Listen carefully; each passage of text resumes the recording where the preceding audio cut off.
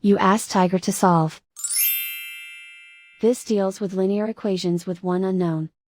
The final result is x equals -12. Let's solve it step by step. Simplify the expression. Combine like terms. Group all constants on the right side of the equation. Subtract 3 from both sides. Simplify the arithmetic.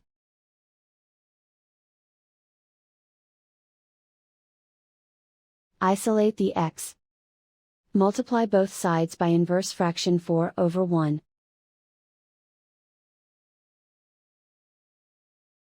Group like terms. Multiply the coefficients. Simplify the fraction. Simplify the arithmetic. And so the final result is x equals -12.